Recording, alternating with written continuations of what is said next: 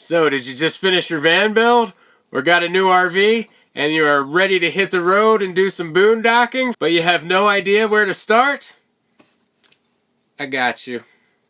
My name's Tom, and I'm leaving the grind behind and hitting the road in search of adventure in my custom tiny studio on wheels. Welcome to Casa Nowhere. Don't forget to subscribe. You wouldn't want to miss anything. Well, hello, Internet.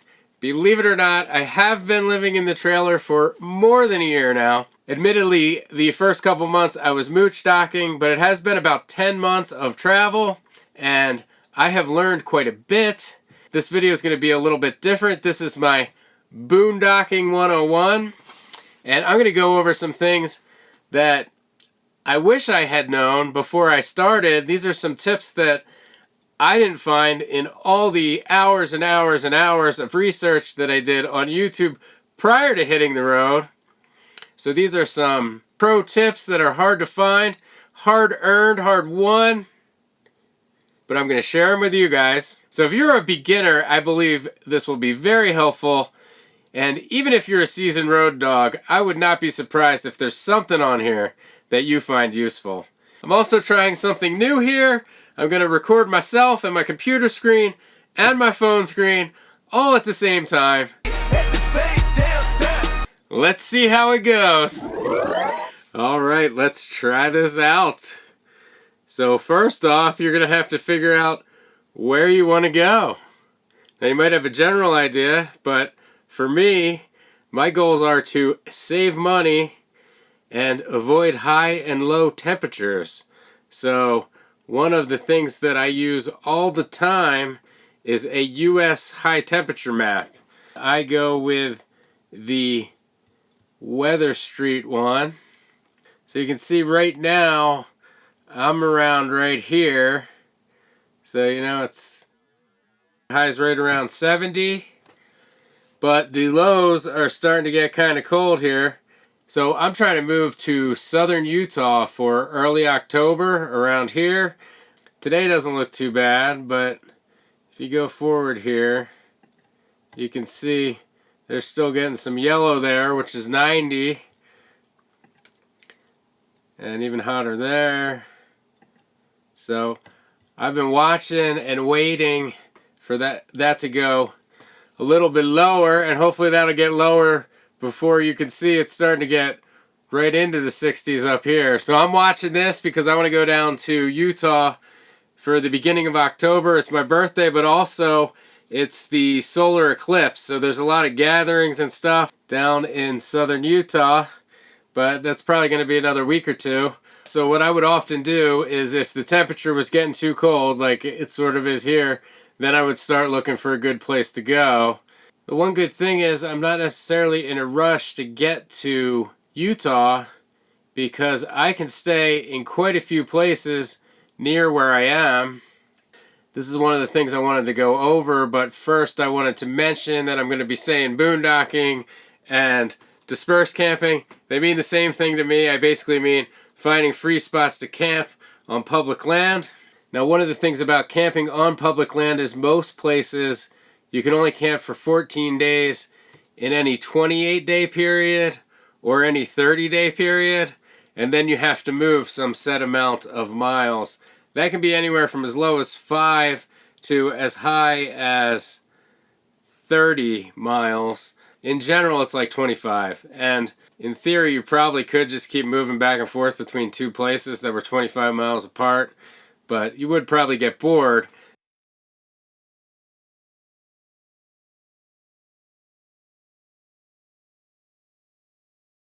So let me show you here in the Campendum app. Well, firstly, I usually go into the filters here and I set my price range to 0. And that's basically all I usually do in the filters on this app. But you can see the area I am in. This is me here, that blue dot. And in the area I am in, just here west of Yellowstone, in Idaho, but up near Montana, there are a ton of free spots. I'm at this spot here, which is pretty nice. So when I find a general area that's the right weather, I go on here and I look for a spot that has quite a few individual locations. So once you find an area that has a lot of spots, I usually tend to want to spend about 60% of my time kind of in a remote, prettier area, which is usually far from town, far from grocery stores, but also often far from people. So I'm going to show you some tips about figuring out what's a good site for those type of sites, and then the other, 30-40% of the time it's nice to go near town, especially when you're running low on supplies. You can usually get a little more social interaction. You can run into town, maybe get something to eat, go to the grocery store, do laundry, whatever it is you want to do. I'll go over that next, but for these remote sites, one of the big things I look for, and again, this is where I am now, one of the main things that I do is I look at the pictures because I'm using Starlink and solar. So I look at the pictures, A, to figure out if I'm going to have any problem with solar or Starlink.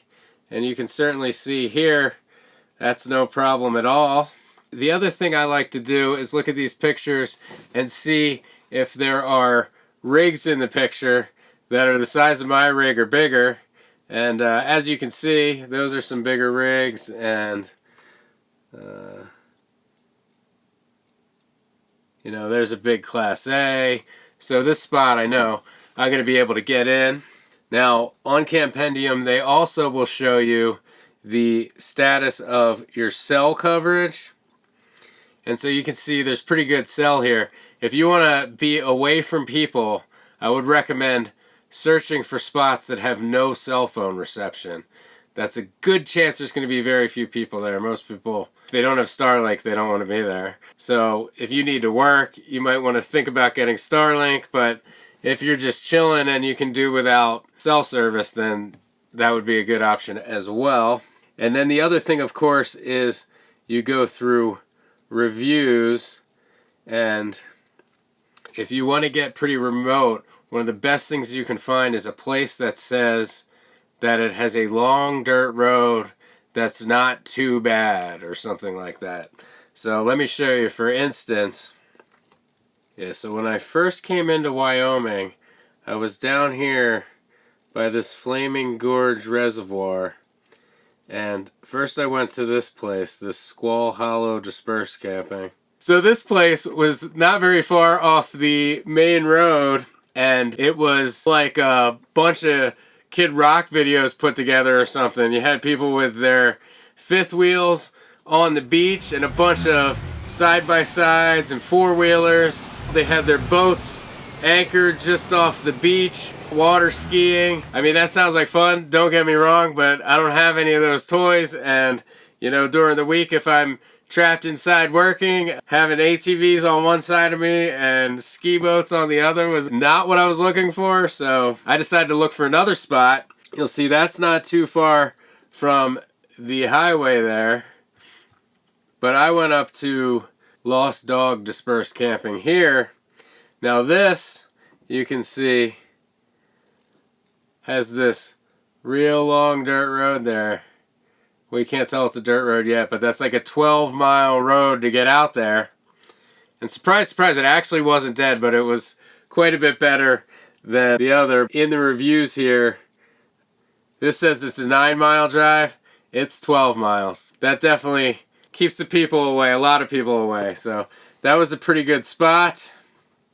The only problem here was bugs. Sites that are right on the water look pretty good, but almost always that means slightly more bugs. This place in particular, the gnats were just crazy. After dark, you really couldn't go outside. If I opened that door at all after dark, I would let in like 100 gnats.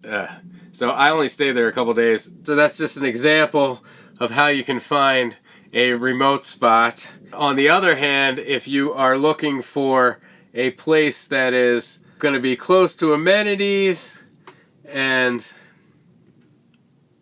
such. What you really want to do is look for, I would say, a medium-large town, not too big, and find the spot that's closest to it. And then especially if that spot has a lot of reviews, that's going to be a good one. So for instance, outside of Santa Fe here, I believe it's going to be one of these. I believe this was the spot. So this is a good spot. It was maybe 10-15 minutes from Santa Fe. If you look here, 60 reviews. So any of these sites that are near a town and have a ton of reviews, it probably means they're going to be a good place to camp where you can get into town and do your shopping and such. And, you know, there's probably going to be people there. You might get to chit chat with some people. And a lot of times the reviews will reflect that as well. Like I say, I like to get out there for a couple weeks and then come to one of these spots, you know, interact with some people, do my shopping and stuff, and then, you know, get all set to go back out for a while. But then, once you have found yourself a nice area with good weather and a cluster of some good potential spots, how do you get there from where you are? Alright, so I'm editing this video. We're already at 11.5 minutes. I filmed quite a bit more. I go into a lot of details on how I determine when to move, a couple different strategies that I use when I am moving a long distance, how I figure out which strategy I want to use. I go over some other websites and some other apps that I use. If I put that in here, this video would be ridiculously long, so I'm going to cut it here and do a part 2 of Boondocking 101. So stay tuned for that. As always, thank you for watching and have a good one. If you made it this far, why not go ahead and hit that like button? I sure would appreciate it.